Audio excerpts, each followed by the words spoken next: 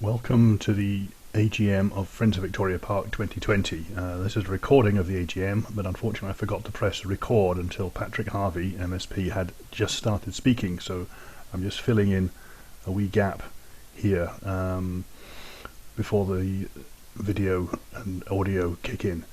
I've also missed the welcome from the chairperson, Michael Harrigan, but it was a very short introduction to everybody and a welcome. So Patrick is going to speak after Michael's speech, and then we're going to go into the agenda, which is basically in two halves. And I'll leave this now and let Patrick start speaking. We have these new technologies available at our disposal, so we can keep in contact this way. And hopefully it won't be very long before we're able to resume normal ways, or something more approaching normal ways.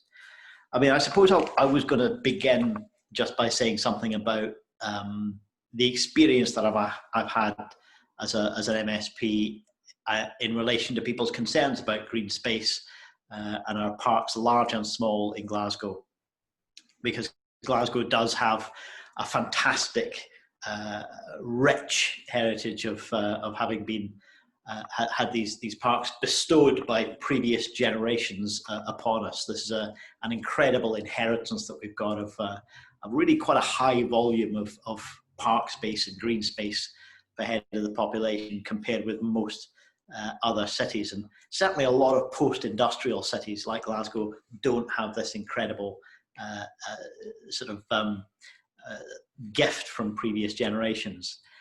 And in a way, it's a little bit of a shock when we think about the way previous generations did mark out and bestow and protect new parks, and our generation, certainly in recent decades, has not been creating that kind of legacy to hand on to the next generation. All too often, we've been chipping away at what we have. Both in terms of the actual space being subject to the threat of development, and also just a lack of investment in the maintenance and the looking after that makes these places wonderful. But it really does make a huge difference to be able to have these kind of assets in the heart of a city. And Victoria Park as one of the major parks in this part of Glasgow, but so many others, do have the scale that allows you to almost get lost and forget for a moment that you're in the middle of a city centre. But the smaller informal green spaces matter every bit as much. The ones that people just nip round the corner to walk the dog, or walk through as they're passing to the shops or to the bus stop. Those small informal green spaces are also really important to our quality of life, to the quality of our air as well, and to the biodiversity in our city. So we need to be looking after them all. One of the first things that I had to do when I was first elected back in 2003, it was a very exciting time for my party. We went from 1 seat in the Scottish Parliament to 7. So we all started taking up places on all the committees. And I was given the Communities Committee at the time. And it was about to deal with a planning bill. And planning is one of these issues that you'll all be very well aware is it has very few perfect solutions. It's always contentious. There are always big problems, especially when people find out too late that something has happened to a piece of green space or to an area that they love and care about. And the planning system is difficult to deal with and has far more advantages built in for the developers than for people who at that point will want to put in an objection. A kind of a slightly overprotective aspect of the planning system, which kind of labels people as NIMBYs for objecting to development, or even as one developer I heard describe people, bananas, build absolutely nothing anywhere near anybody. I think the number of people who genuinely don't want development of any kind is pretty small. People want a say in what's going to happen in their community, and they want to know that their voices are heard and that they can see the development that's right for their community. And people at a local level most often know that much better than even the City Council, certainly better than the Scottish Government's planning directorate when it gets to public inquiries and the like.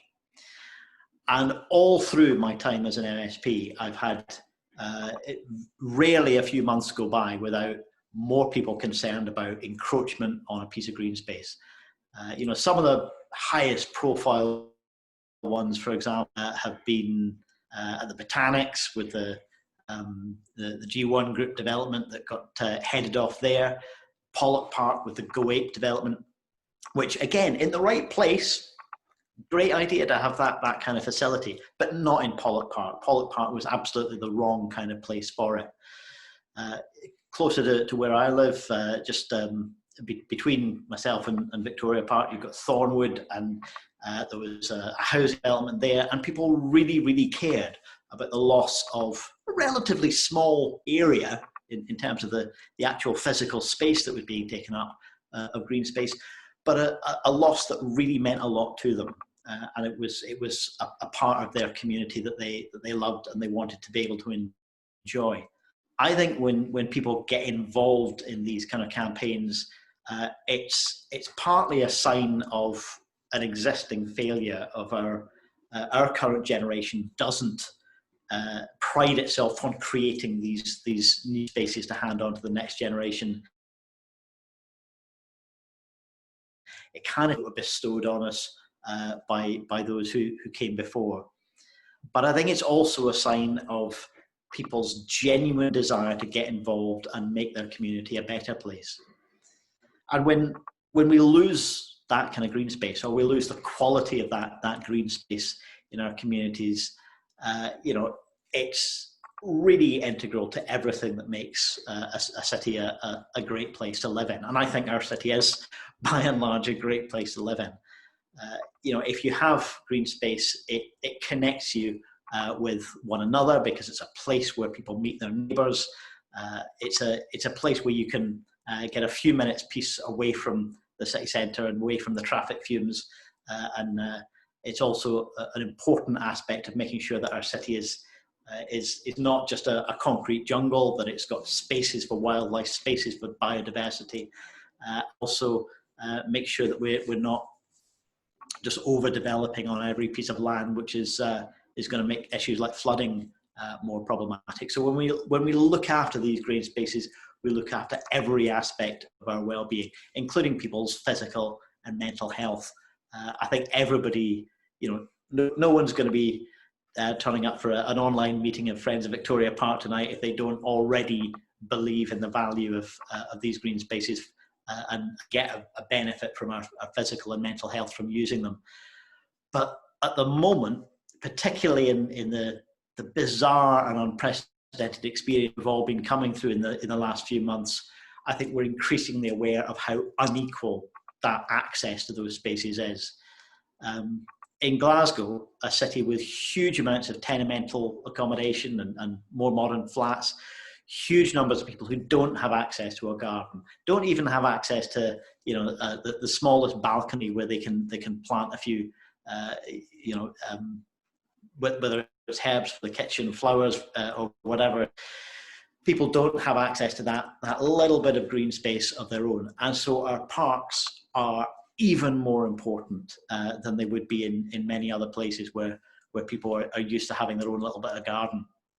And the lockdown experience and the experience of spending more time working from home has really exacerbated and shown how unequal our access to these green spaces is. People who've had a garden have had so much more of an advantage and something to enjoy for their relaxation, their physical health, and also doing a bit of gardening, being productive in that way. People who don't have that, absolutely, we need those parks, and if we don't look after them properly, we're not only doing something that's bad for the environment around us, but we're degrading our own quality of life. Right now, we've got some huge problems in terms of the funding that goes into the local tier of government. What we have in Scotland is a very, very central approach to government and to public money. In many other European countries, and I don't know if you can quite see the badge, but I still do believe we're a European country. In many other European countries, local decision making and local resources are absolutely normal. You don't have to go cap in hand to a big regional authority like a city council. A small community will have its own resources and be able to direct the kind of investment into looking after green spaces and other aspects of our kind of urban environment. That's normal. And at the moment, we have this very, very centralized approach to how we organize ourselves, how we fund public services. And one of the things that's suffering at the moment with the constraints on funding, and that's going to get worse as councils start to lose income, and councils will lose a lot of income from leisure facilities and a whole host of other areas. It will be a real temptation for them to keep cutting away at the maintenance and the looking after of our parks and green spaces. Now, I don't have a magic wand to fix that. It's a genuine concern, and I don't think there are any easy answers either for the Scottish Government or for councils. They can't just magic up more money. But I think we need to make sure that we're making the case together. Politicians, community organisations like yourselves, and everybody who cares about these issues around how we look after our green spaces, we're going to have to make the case that this really matters. This shouldn't be at the bottom of the priority list when budgets are tight. That would actually cost us more in the long run. It would cost us more in terms of our health and the impact on the health service. It would cost us more in terms of restoring and repairing if we've allowed public spaces to degrade. That would be more expensive than just looking after them. But we also have an opportunity, I think, with the strong energy that's put in from community organisations like yourselves, that we can all collectively take some responsibility and make sure that we're putting our own time and energy into looking after the public spaces, the green spaces that we love, and making sure that people can feel confident in using them. So I'm going to be really interested to hear. I can stay connected for a little while of your meeting. I'm going to be interested to hear what your priorities are for Victoria Park and for our other green spaces, because I'm sure you're concerned about all of them, large and small, around the city. And I would encourage you, as we see decisions being made about how we're going to restore some kind of normality, and what the challenges are in terms of public funding for things like the maintenance of our parks and open spaces. I'm interested to hear how we can work together to make the case for the investment that's needed, so that we don't see those precious assets being degraded, and we don't see more developers in the future thinking that's right for development. Because when we don't look after these places, people fall out of love with them. And that's when developers find them easy pickings. If we want people to continue to love these spaces and look after them, we need them to be high quality. We need them to feel safe and enjoyable for people to use. So I hope that we'll be able to work together to do that. Okay, well, my position on it is kind of laid out in the question. I think Bridgeton Park should be a statutory requirement. How it's worked out in local and government, that can be later, but I'd rather a couple of the members got a chance to address you, Patrick. So any of the members wanted to ask Patrick a question just now? Anyone? You can unmute yourself, obviously, to ask the question. Or if you just want to put something in the chat box, that would be fine too.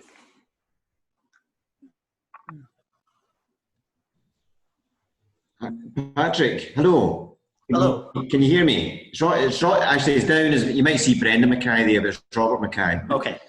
Anyway, I was on recently, just came out of Jordan Hill Community Council and Green Space. Yeah, there was a lot of talk, and listening to what you've just been saying there, I would probably say that all community councils would probably say yes to green space, actually. And I've certainly seen, when I was on the community council, I saw a number of reports And there was one recently appeared. I think I got it from the from the city council, identifying green space, and because there was a space in particular, not in my area, I should say, down in Partick, just off the expressway. I'm going to forget where it is now exactly, but anyway. And it was brownfield about 40 years ago, and it was turned to green space. Down beside the old Partick fire station is a good. I know where you are, yeah. We know where I am. And a developer, I was absolutely astonished just to see a developer had put in an application for a plan, and the local residents, and it went into the usual kind of local press. And there was you must have seen it. You might have. I can't remember if you actually supported. I think you probably did. The issues about the residents. I was amazed. So the point really what I wanted to make was to try to get designated so that developers cannot look on them for development at all.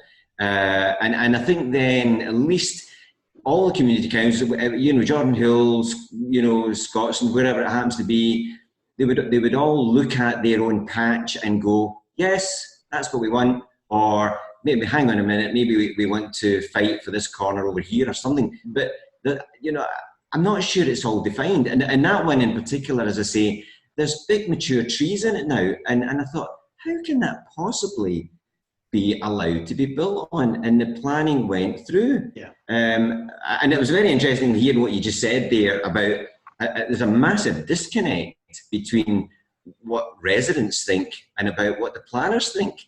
And that came across to me in the short time I was on the community council.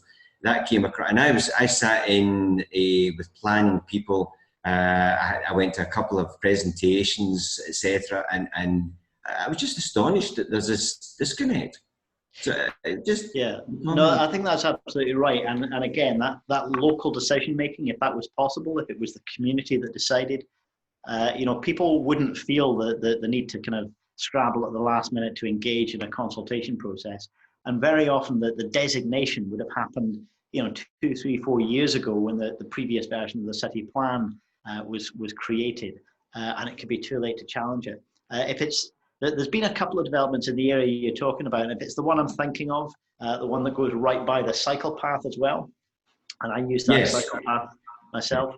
That's a buffer between the housing there and the expressway. It helps to stop the noise and the pollution that people there would be dealing with, and to put housing right there means that that new housing is going to look out right onto the expressway. It's going to be it's not going to be a good place for housing, but it also means that people are going to be coming and going across the cycle path. So that's going to create the potential for conflict between cyclists and pedestrians as well. And so it's how you plan this stuff that really matters. And up at North Kelvin Meadow, up at Clouston Street, again, you've got this a really great example of a piece of land that was not designated as green space. It had previously been a school football pitch donkeys years ago. I think it had been used for Zeppelins during the war. I mean, it's that long ago that it had been properly developed, and it had just been allowed to deteriorate, and it was dirty and smelly and rubbish strewn and everything. And it was the community that cleaned it up. And it was the community that came together and put a huge amount of time and energy and love into making it into something beautiful. But that still didn't mean it was designated as green space. And it had been turned into what anybody would recognize as a wonderful green space asset, but it wasn't designated that way. And so a developer came along and wanted to develop it, and the city council just saw it as an asset to sell, something to realize the value on their balance sheet, So it's where the control is with the local community. You're going to get decisions made that the community are far more likely to be comfortable with.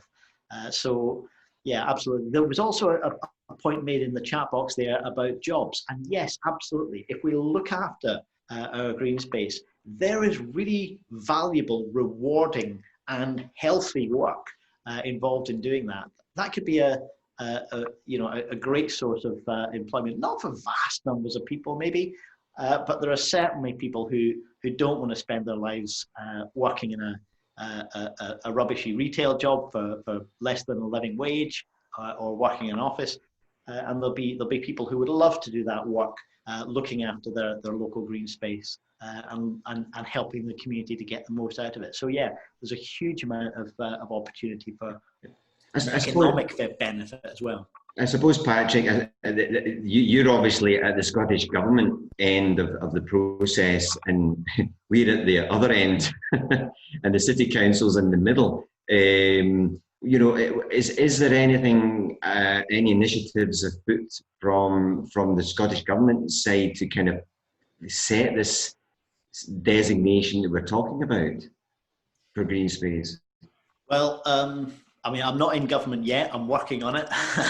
We're a small opposition party at the moment, but we do have opportunities to move legislation. So one of my colleagues, Andy Whiteman, who's been a land reform campaigner for many, many years before he was an MSP, he's got legislation around localization at the moment, because the powers that are held centrally, in many other European countries, you could take the government to court and say you're not allowed to impose those decisions centrally, and the community would win, because local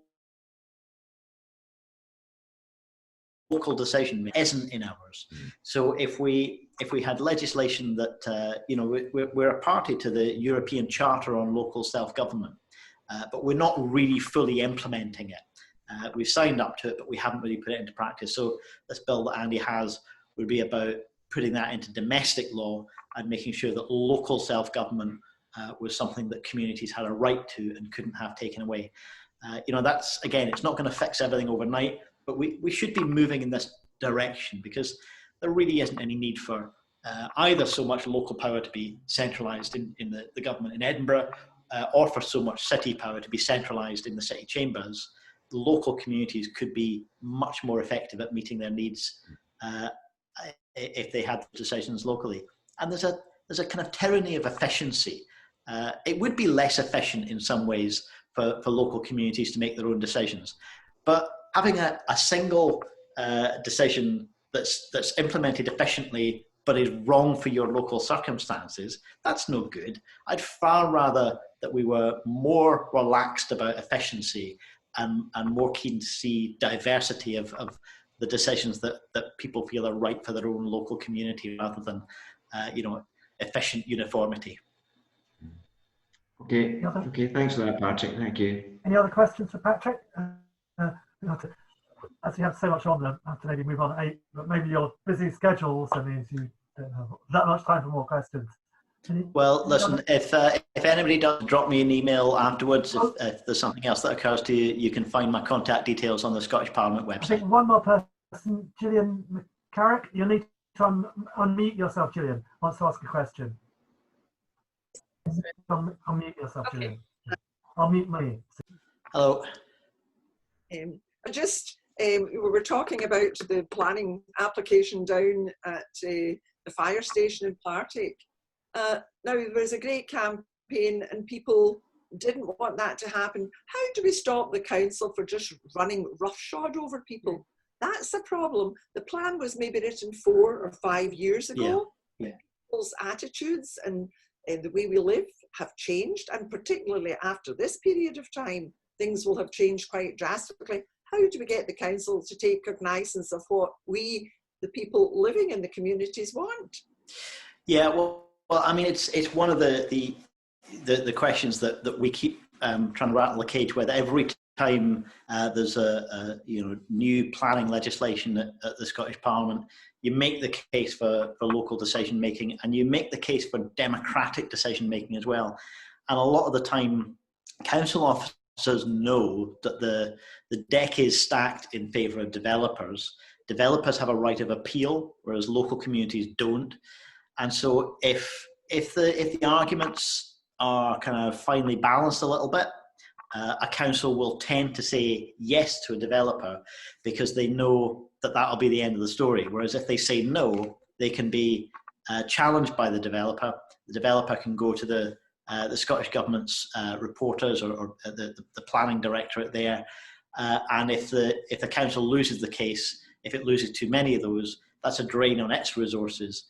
And planning, a little bit like some aspects of local government, it needs people. It needs people on the ground doing the work. Like things like building control. If you do give approval to a development, a lot of the housing that we're building at the moment is poor quality, not because it's poor quality on paper, but we're not doing the enforcement on the building control side.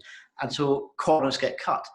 Now, if you don't have people in the planning department, and if you don't have people doing those jobs at the council, then they're not able to take the decision to say, yes, we'll take on that developer.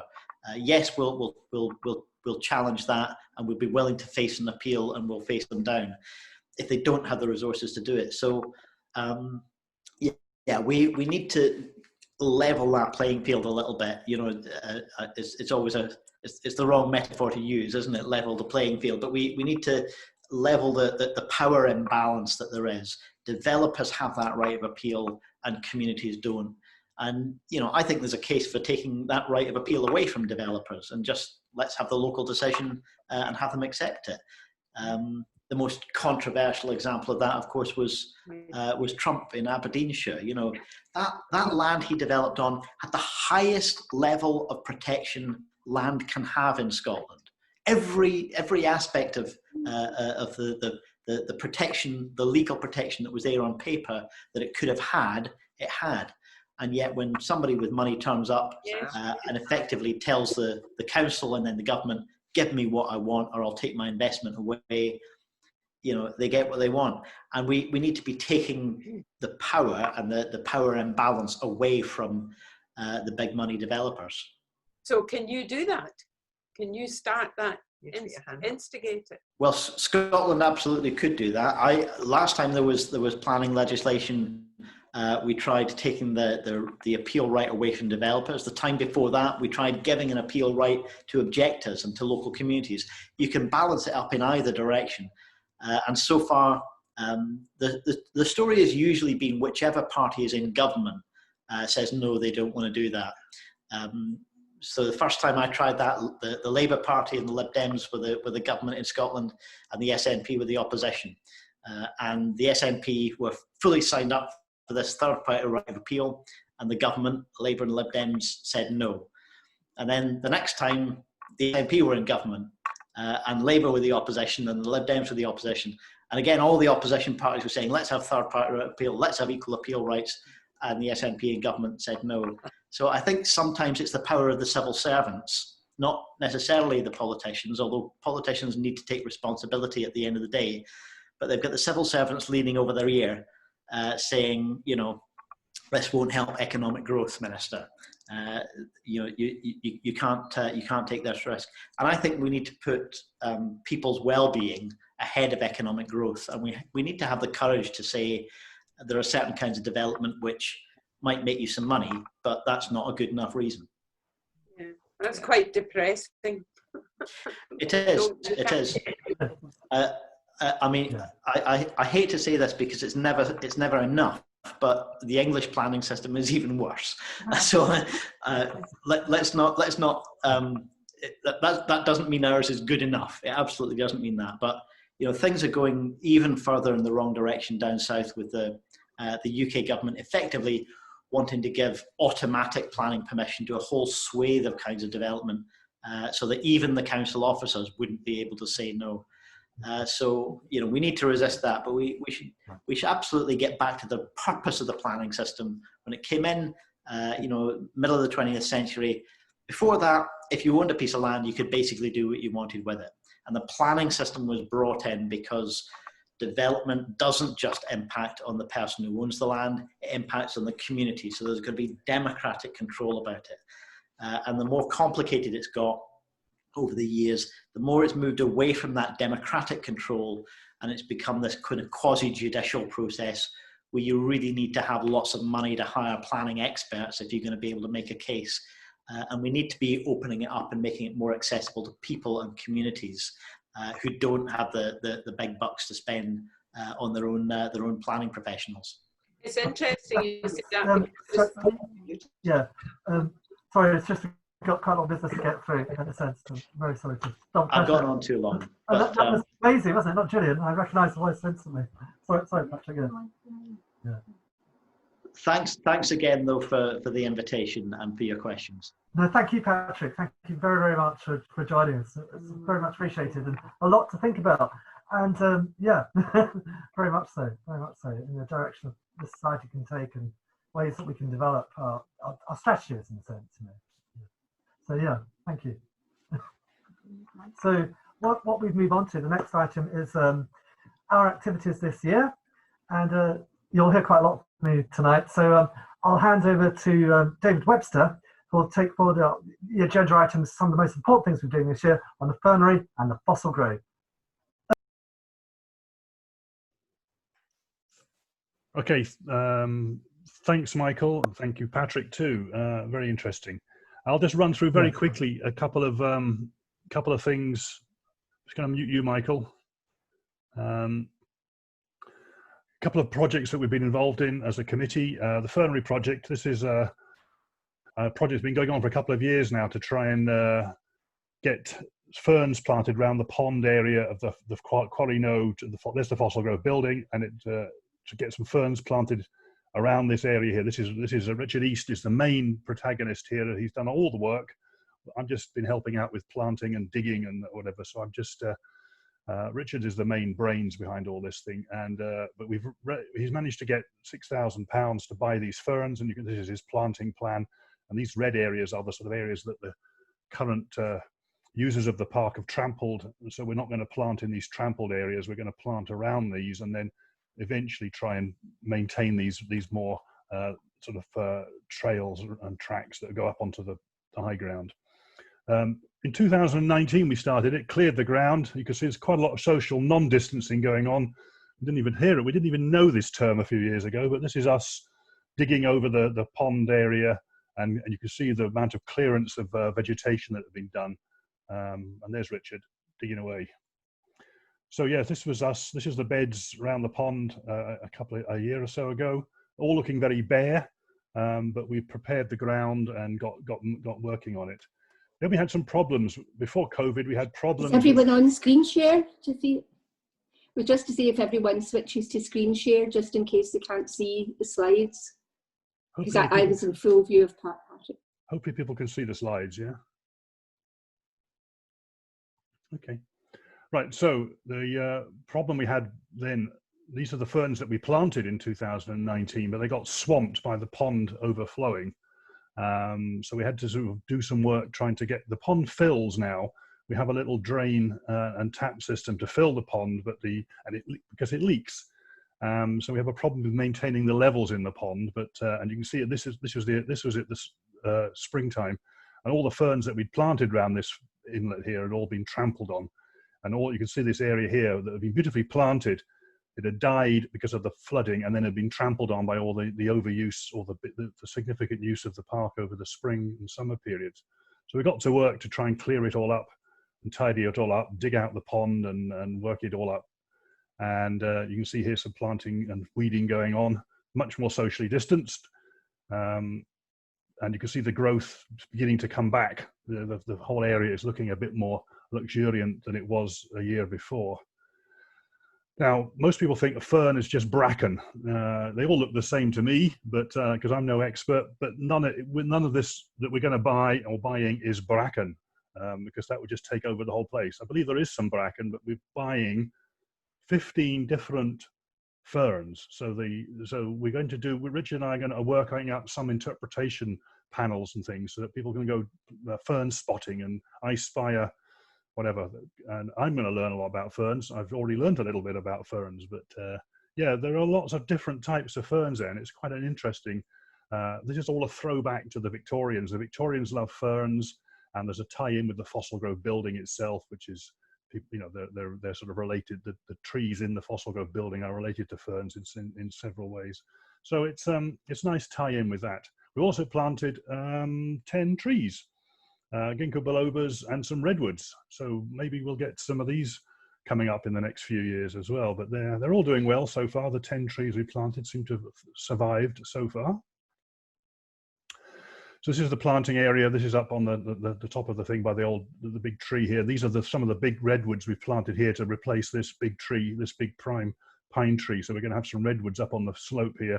And these are the small little ferns that you see now. If you walk through, you'll see these small ferns. For a lot of variety. They all look the same to me, but as you can see, there's different ones down the bottom here. They're different ones. So we'll get, and we've tried to create little nooks and crannies, little sort of, put some compost, mushroom compost in little places, little hideaway places to try and encourage these ferns to grow. And it's looking a lot better. You can see here, this is improved a lot already. It's looking a lot more luxuriant and a lot more with the bridge. It's looking a lot more rustic and looking a bit more like what the Victorians would have wanted us to have done with it. So I think the legacy of the park has improved, and I think we've done the volunteers that have worked here have done a sterling job to get it right. I've tried to put a little notice up here to stop people, realize people that they please don't trample on them and take photographs, stand on them.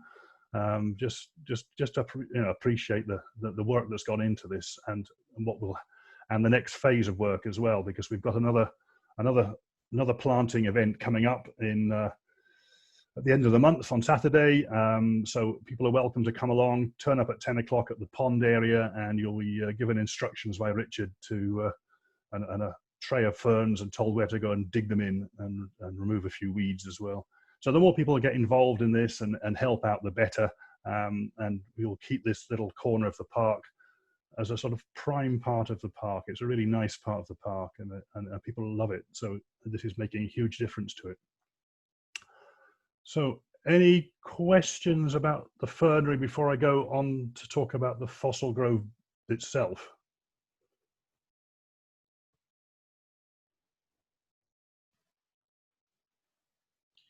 Yeah, sorry, David. Yeah, it's Robert again. Oh, Robert, yes. Hi. Is there an end goal roughly for? Because I've never asked this question before, and I've been involved in digging some of the plants in, as you know. Is there a kind of end goal? You know, is it this year or next year? Because yeah, that was it. That's the question. I can answer that because I've done quite a few of the applications for funding, and the goal is that it will actually be possibly over another 8 years or so.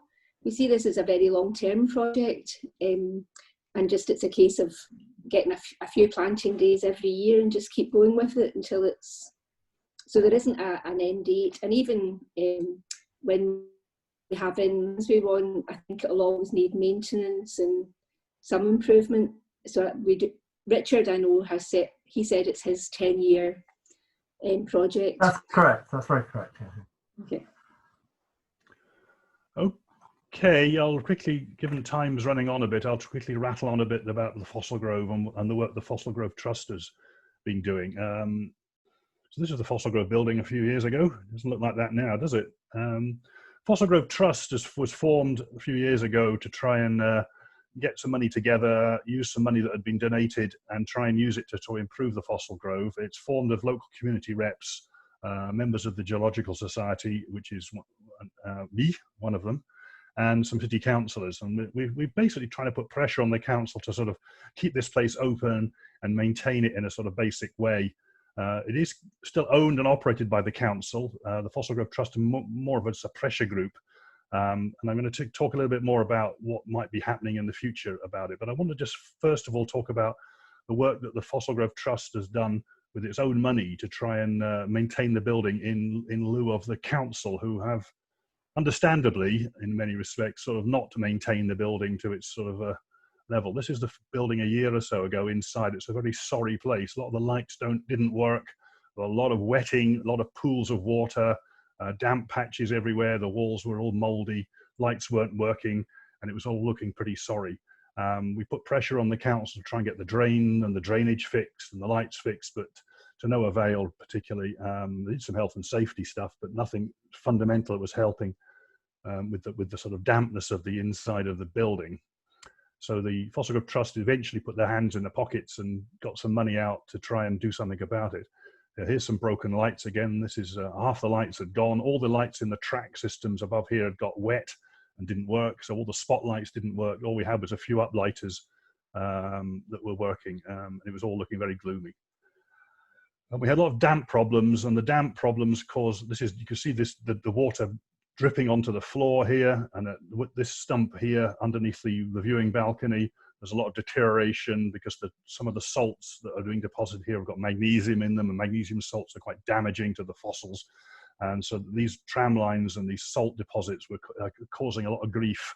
And this is a triple SI. It's got the highest level of protection, but sometimes doesn't mean very much when Trump's involved. Nevertheless, this is a triple SI, and it's being damaged by inaction rather than action. It's just because nothing was happening, this was getting worse and worse. Scottish Historic Environment Scotland, HES, have been very, very helpful and have given a vast amount of scientific resource time to try and understand the decay. They identified the magnesium salt decays, and they've done a lot of work trying to identify and map all the decay and the reasons for the decay and where the water's coming from and what we can do about it. And they produced decay maps and all sorts of squared maps of showing all the different problems in there. So it's a fantastic piece of work that Historic Scotland have done, and it's been really good. We've also been monitoring, we've been setting up time-lapse cameras to sort of monitor the water ingress. This is a pool of water that keeps appearing, and this is a snapshot of a video we took. We've been taking these cameras, we perch them on the stumps and various places to try and understand the water flows, and we've been measuring humidities. This is a humidity monitor. It comes, there's 4 of these, and they transmit their data every 50 minutes to my laptop, and I can sort of produce humidity charts and that sort of thing, and try and understand the link between the humidity and the weather, and to see if any of the repairs we're doing are actually helping the humidity. Because the humidity, the dampness in the building is causing the drips on the roof, which cause the magnesium salts to form, which cause the fossils to deteriorate. So controlling humidity is a key issue for a preservation of the fossils.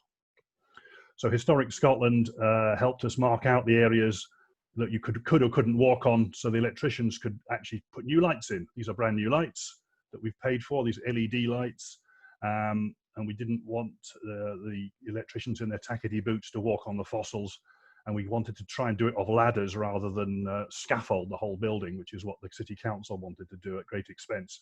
So these little green marks are here where we assessed from the decay mapping where it was safe to put a ladder footing so they could get, the electricians could get up to fix the lights. So that's sort of work we've been doing with Historic Scotland. See the drip lines are still very prominent in the building here. Then the outside the building, the roof is in bad shape, lots of leaf debris on it, lots of plants growing on it, lots of gutters blocked. So we got steam cleaning in. You probably saw this in about November last year, December last year. We got steam clean the roof, try and clear all the rubbish out of the gutters, and we installed some vents. The roof was put on in about the 1990s, this polycarb roof. It was originally a glazed roof, and we've installed these vents here, which help us give a little bit of airflow. It's fairly small, but at least it's something. When this polycarb roof was put on in the 90s, there was no ventilation at all, which is why the whole place has turned into a damp cave.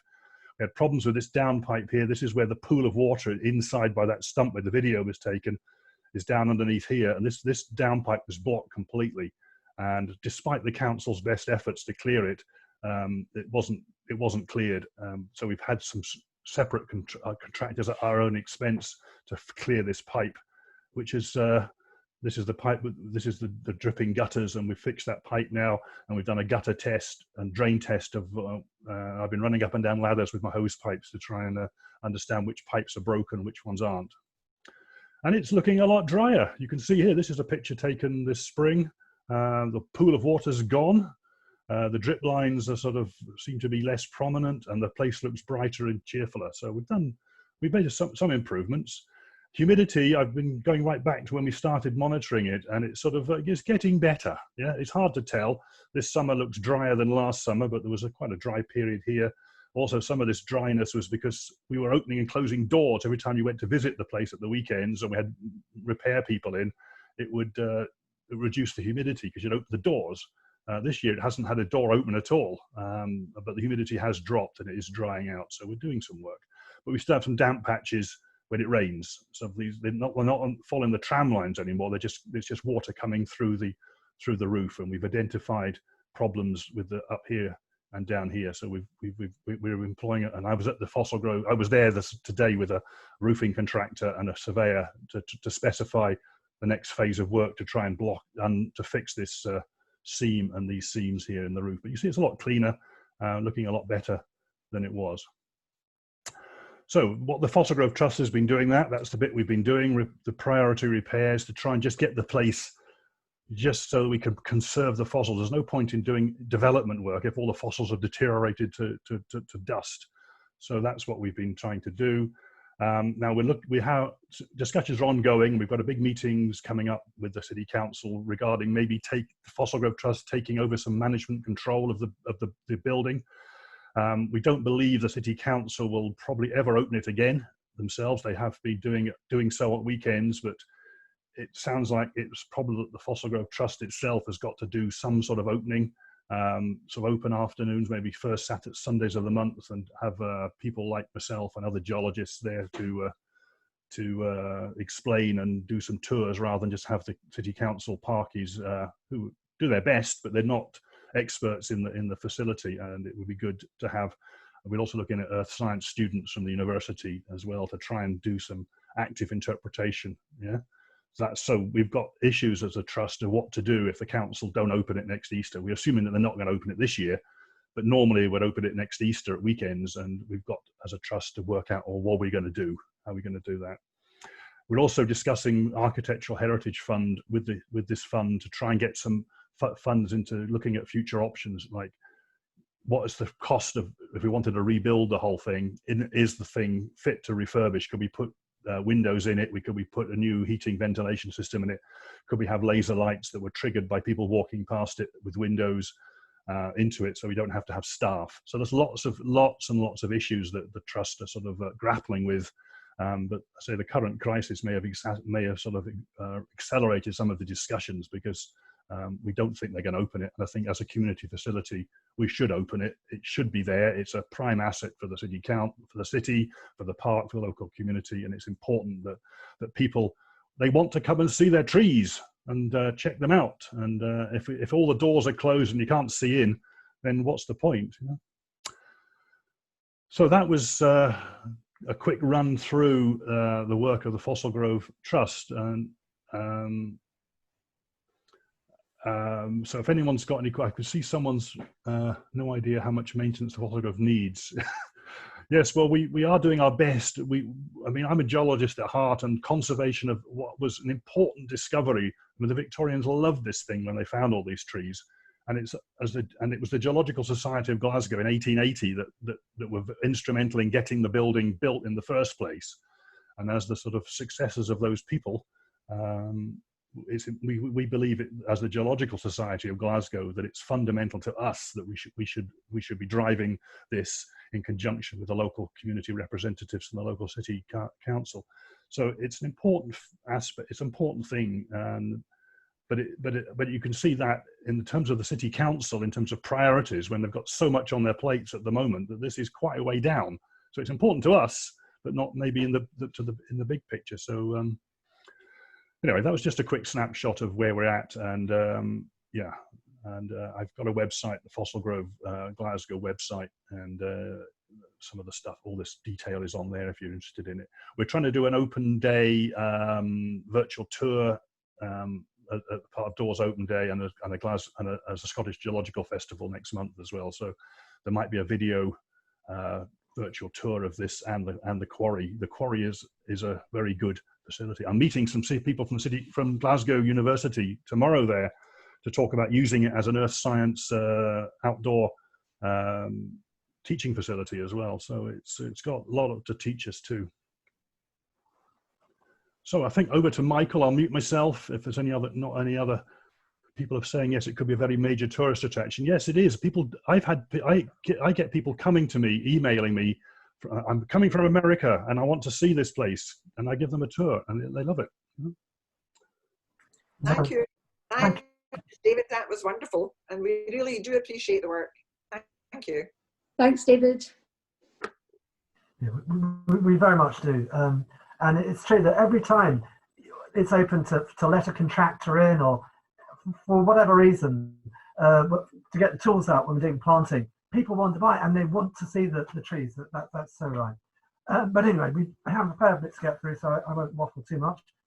And the next agenda item was moving on to the new Victoria Park Skio, which we also talked about last year when it was first getting constituted, which it very much is now. And the aims of it, which was in bringing together different organisations within the park, if you like Friends of Victoria Park, the Fossil Grove Trust, Whiteridge Community Council, and the neighbouring community councils. But just to go through some of the main developments this year that you may want to know about. I said Skio, and I feel I should actually spell out what that is. It's a Scottish Charitable Incorporated Organisation. Rather cumbersome, but it's a formal, that's what it formally is, as opposed to Dundee, which gives us some obligations. But I'll refer to it as the trust going forward.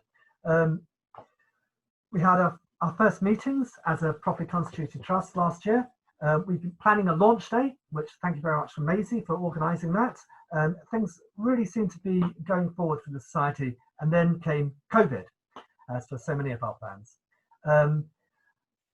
During this year, I must mention as well, another sad blow to the park was the loss of the curling club, who've been here since 1893, and who'd also been very much part of the forming of the Skio, very much thanks to Billy and Pat for their contributions. I wonder what will happen now to the pavilion, which I see as very much part of the built landscape within the park and very much tying in with the Fossil Grove building, which itself was opened in 1890, the first building of its kind to preserve a geological feature. And that was in Glasgow, our city. Anyway, moving on. We didn't give up. We continued meeting by Zoom, as indeed our society is now. Zoom suggested meeting my garden. But anyway, Charles, our treasurer, worked very hard to get the necessary accounts together, which we need as an incorporated trust. And many thanks there to Ian Vetch, who also does Fossil Grove accounts. So very good man. Thanks to Ian for helping us out there and bringing accounts up to the proper standard needed. A summer newsletter was issued, which I think many of you may have received. Thanks for that. And we're very pleased to say that Jordan Hill Community Council, who were involved at the start of the process and then took a step back, have now nominated a trustee, Mr. John Grierson, who joins us, and hopefully we can all work together for the greater good of the park. Maybe we can have a socially distanced event and actually meet up instead of all this screen stuff, which, I mean, we need to do it, but I'm not the hugest fan of. And before we do move on to the next agenda item, is there anybody, because I have been very quick about this, is there anything somebody wants to ask me about the Skio, what it's there for, anything at all with regard to it? And indeed, why have Friends of Victoria Park got involved in this at all? No, well, I think it will work, and it will help to bring together the disparate interests that formerly stopped development in our park, kind of blocked us, and the council kind of played us off against each other, and hopefully we'll be able to overcome this block through the Skio. Now I'll move on to what was perhaps a major agenda item, if you like, and that's the should parks be a statutory requirement for government? I will say government, not local government or central government, but just for government, in the way that health and social provision is, social work is mandatory, if you like, requirements. I say that the park was founded by the Oswald family, as many of you will know, 1887, and the purpose of it was to provide work for the people during what was then an economic downturn.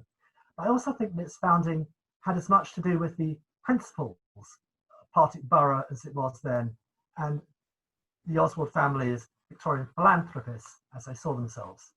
And that was the place of the park within the civic plan or environment as well. People needed a place for exercise, for healthy repose, of a Sunday perhaps when they weren't working. And for the Oswalds, that meant away from the pub, away from the temptations of the city, alcohol and vice. As you all know, the Oswalds were abstentionists Whiteinch scenario remained dry well into the 20th century. But what you can see is the connection between health and the founding of the park, the health of the people and the founding of the park. This is the connection which Patrick made it during his talk. I think we can all make it. And you can actually go to the Public Health England website and see them saying such fine words as, "We've known for some time that good quality natural landscape in urban areas can affect how people feel. It reduces stress and sadness, lifts the mood and makes us better." A lot of evidence was submitted by Public Health England to the inquiry into public paths undertaken by the Select Committee on Communities and Local Government. And I believe what they found was that parks should be a statutory requirement, and those findings were then shelved.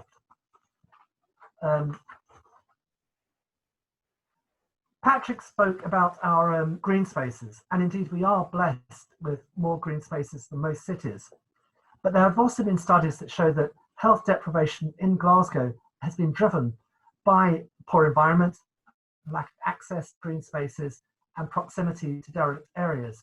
There's a study which I saw by Juliana Mante, 2013, Glasgow, Scotland, the collapse of place, in which she looks at the impacts on the health of people between their access to green spaces or the lack of them.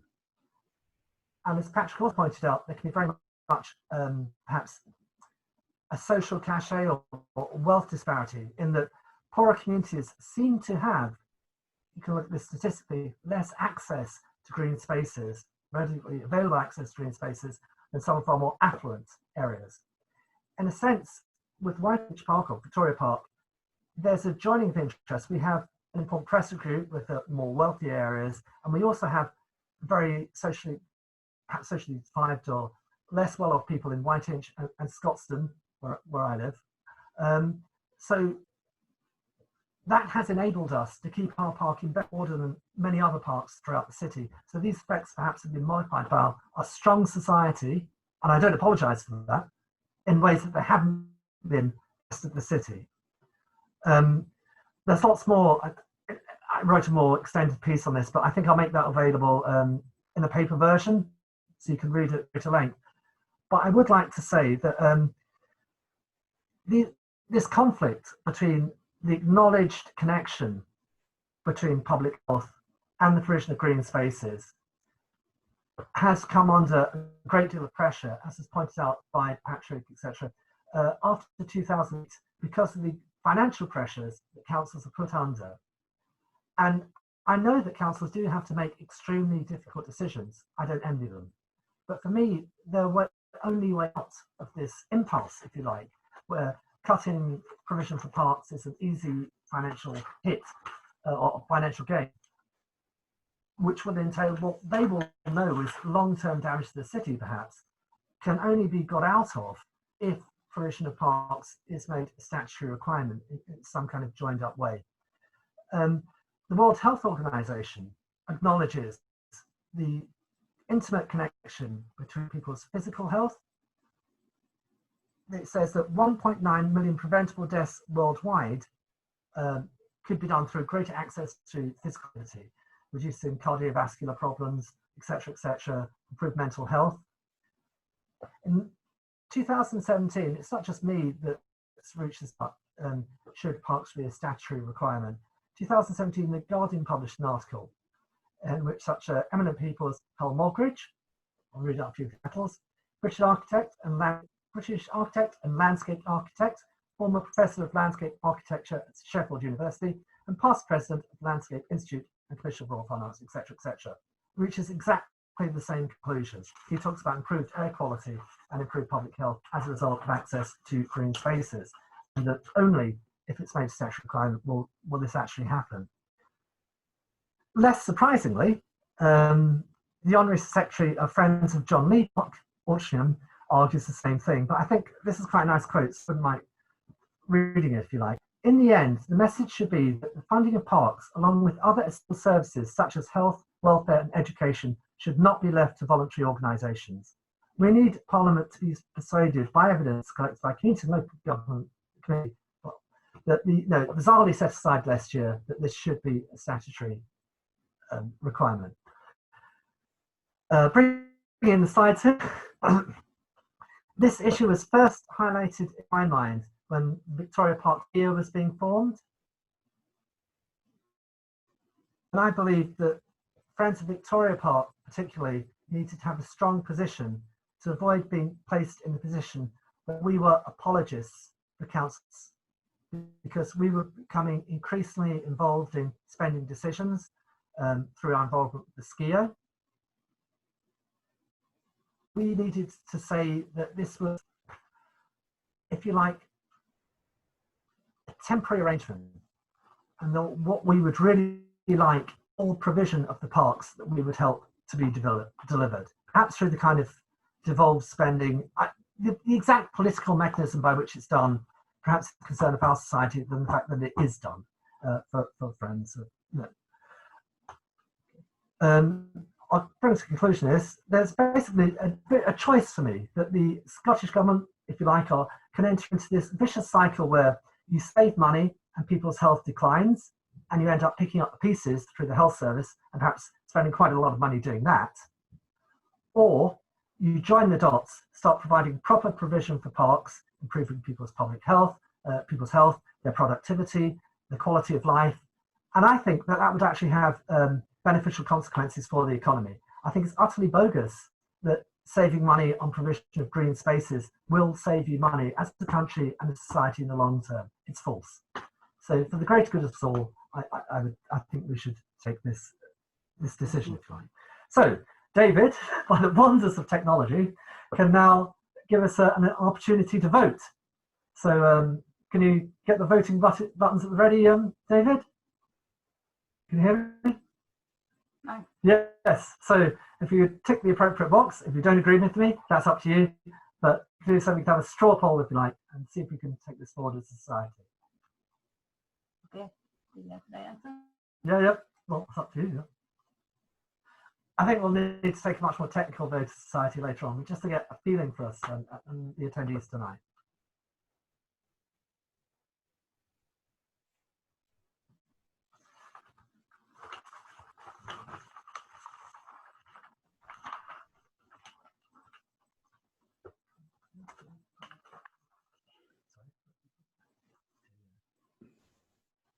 Okay, virtually everybody has voted. There's 20 people that can vote here, and the 17 people have done it. So I'm going to end it now, and I'll share the results. Hey! Thank you, members. I think we can really take this forward seriously now. I think we can. Yeah. Okay. All right. Okay. Thanks, Michael, for that. So anyway, you've got a question there. I'll just stop sharing this thing. Dee has asked your question, Michael, about agree with your ideas, but how to implement, what size is a green space? Yeah. So there's some detail issues here. The precise policy detail.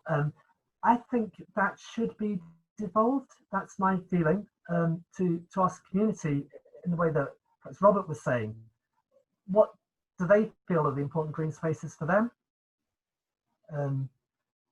I don't think that could be a central decision, really. I mean, it needs to be very much about how people use the spaces around them, their streets and green spaces. So that could be a decision that perhaps community councillors can play a very, very valuable role in this, and taking the feel of the community and feeding that up. Yeah, that's obviously something that needs to be worked out. But initially, the great public parks, I think we can say these are parks. Michael, yes, sorry, it's Robert here. I completely agree with you there. I think it's something that should be devolved out to community councils, get the views from them, but then have a view ourselves, and certainly connect with the councillors, all the politicians that are in the area and in the city. I'm not at all surprised at the 100% vote, because I'd been astonished if it wasn't that, actually. Okay, thanks for that, Michael. Okay. Well, I think we can now really move on to, well, there was a suggestion we could take a tea break, but I don't think That's a very great idea. I think we can now move on to the formal AGM, if that's okay with everybody. So the first part of the formal AGM, as is always, would be the 2019 minutes for approval. Well, there's a small amendment that I noticed to Kathy earlier, so we won't go over to that again. Are there any other changes, amendments people want to say, floors? People have a chance to look at it? We'll sit round.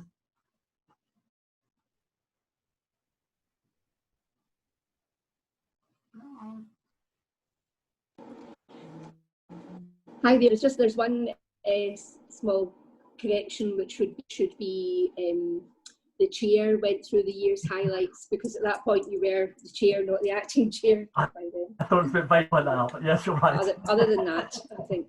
Yeah. No, thank you, Kathy. Michael, I don't know how you're going to ratify your minutes. There was no present, so there's no present. Our apologies, so we don't know who's going to ratify your minutes. Well, we can. Well, I was certainly there, but so I can approve them. But if we could get a proposer and seconder just now, that would be great. And I think we can do the ratification perhaps by email.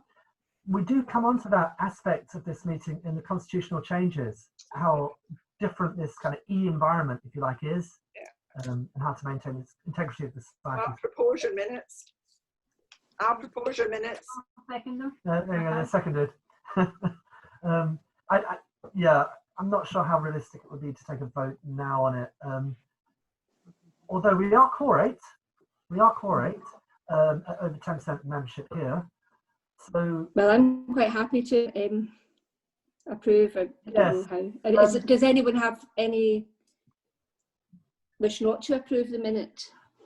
I think as a core 8 meeting, we could probably move on. Actually, I mean, we are the right number to approve it at an AGM. Yeah, so okay. Perhaps we could do any objections to the rest of the membership, but I think we can. I don't think it would be, to be honest. And then we move on to the chairperson's report, which I was happy to duck. But anyway, moving on. The first half of the year, I think we were doing very well as a society. David's already covered a lot of the positive developments within the Fossil Grove area, and we've covered the SCIO and the fernery. They're both looking very positive. And also say the first planting day on June the 1st, which was within this year of the AGM, was very well attended. We've got a lot of work down there. That was the real start of fernery, if you like, going out of planning and into actuality, getting plants in the ground. And we also had a great bird walk with Susan Harris. Sorry if I'm pixelating, but on the 8th of June.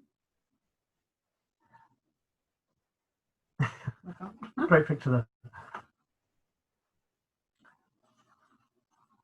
And then moving on, both the Remembrance Sunday service events, there we are there, and the Doors Open Day were both very well attended. On the Doors Open Day, count them if you like, but we had at least a dozen of people on both days of the walk, and on Remembrance Day, 20 odd. I mean, possibly more than that, but definitely our most successful Remembrance Day to date, and what we're not giving up on that event. Then came COVID, which knocked us, as so many societies, in a different direction, off course, if you like. First, the Easter egg rolling event was cancelled. Boo-hiss. Then the planting and weeding days, and of course, our AGM had to be cancelled. However, we weren't daunted. We embraced the digital age, and as a committee, we carried on meeting by Zoom, and we were in constant email contact as ever. The first delivery of ferns arrived and was saved thanks to brave efforts of a few of our members. Sadly, it was limited due to COVID, and also due to the valiant assistance of our suppliers who travelled up as a family, and that work was allowed as gardening work, unlike some trips by prominent people during the period. I won't say any more about that. However, now that we've entered phase 3, voluntary work is permitted. There's no limit on numbers of participants in a planting event or numbers of households, that kind of thing. As long as we keep social distance, we can all turn up. So I hope as many of you as possible can turn up on the 29th and help get the next batch of ferns in the ground successfully. Yes. Our Doors Open Day, we haven't stopped at all. we're going ahead with a video walk. The doors open the website to know more about that. We have the assistance of Richard Baines, a journalist pal from Scotland Community Council, and thanks to him for helping me with that, and also to Mark Gormley, who held the iPhone as I wandered about. There'll also be a webinar, a Zoom webinar, in which people can ask questions and get greater detail about the park, and perhaps ask about the curling club and its sad demise. We also have a new PA, or hope to have a new PA by the Remembrance Day service. Cut to crowd at Cenotaph, doors open day. David? Okay. Greaves instead, doesn't matter. Anyway, we hope to have an outdoor PA, a couple of good outdoor mics. So as I understand it, if you stand at a suitable distance, a metre or metre and a half, whatever it is there, none to phase, we'll all be fine. So I hope to see as many of you there on Remembrance Sunday as well. We'll have our bugler, we'll lay our wreath, and commemorate as we should on Remembrance Sunday. On another positive note, the council, long time overdue you might say, are going to repair the bridges over the main pond. Perhaps they were worried with the greater use during this COVID period that they might collapse. And I meant to say that earlier on, but I was kind of cutting the speech. We have seen during this period how necessary the park has been for people's health, for their sanity, and hence the extensive use of the park during the lockdown and thereafter. And it's great to see. And it's also great to see that the wildlife don't seem put up at all. As David showed the picture earlier of the grebe. They're fine. So it's great to see people and wildlife enjoying the park together. It seems like all life benefits from a park. So I think that's pretty much all I have to say. I'll move on to the constitutional changes. Now, did you all get the 2 versions of the Constitution that sent round? The old one from 2016 and the new one with the changes that we hope to put in place to help the society continue. What I would say is, if you did and you're all okay with it, we could just pretty much carry that as a quorate meeting. If there's any part of it you want me to go over, explain, ask questions about, I'm very happy to do that as well.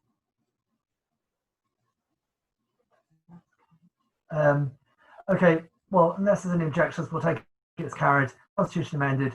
We can have e-meetings. We can decide things by email. We can basically move into the post-COVID or COVID times and carry on as a vibrant society. So what's our next agenda item? We can go on to the Treasurer's report, in which Gail will tell us why joining and your membership is so important to us. Go, Gail. I'll get off camera because you've seen way too much of me. Yeah, a prettier face, prettier face. I'm a professional swap over there. No, but much more attractive face. What's happened there? It's our camera. Right, evening. Sorry, I've been sitting in the background just listening to everything that's going on, so I won't keep you too long. Just saying, hopefully you'll all have seen the financial statement that was sent round just before the meeting. So similar to last year, there's unfortunately still a slight downward turn in the memberships, but expenses are almost within £100, the exact same as they were last year. So the main thing was that our insurance company kindly gave us a 3-month extension, which was passed on to yourselves by allowing the 3 months extended membership. But unfortunately, that has now come to an end and the insurance is due. So we just encourage you all to pay up, encourage friends, family, neighbours, anybody passing the street to join the society, just to allow us to keep going with all our events, doors open, Remembrance Day, Christmas tree, etc. And the biggest, the most money put in is basically for the family project, which is coming along nicely, as you've all seen. So that's it. We just need to encourage more people to join. We can continue with that and any future events. Excuse me, could I just ask a question? How do you join? How do you pay the member? Right. I was a member, but right. I've never known how to pay. Onto our website, or if you the new membership form is on the website. Okay. or if you send an email to the FOVP@gmail.com, we can send a membership form. And you can be encouraging everybody at the moment to pay by BACS, and the account details are on the form. Okay.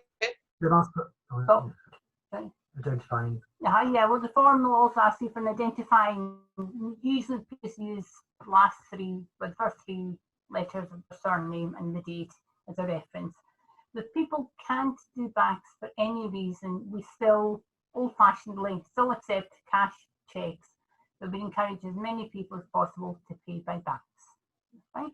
I just want to thank you all for your continued support, and I'd just like to say a quick thank you again to Fidence Community Council for their kind donation, the addition of their 3 trees on the bench to commemorate the 75th anniversary of VE Day in the park. So thank you all, and hopefully look forward to getting your membership forms in.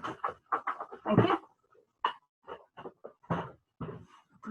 Yeah, I will say actually that in 2019, you'll correct me if I'm wrong, we actually achieved record membership, didn't we? Yes, we did. Yes. Well, not record from high days of the Blaze pitches, but very much up on 2018.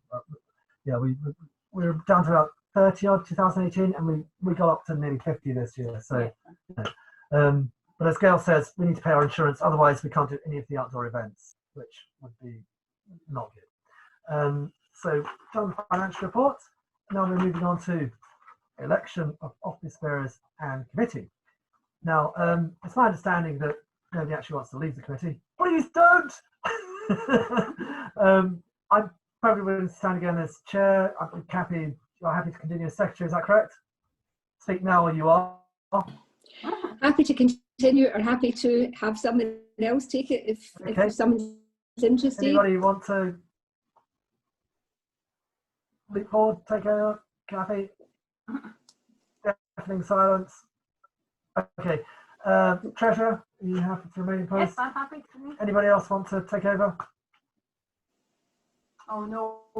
Deafening silence. Okay, may as well put my head on the block as well.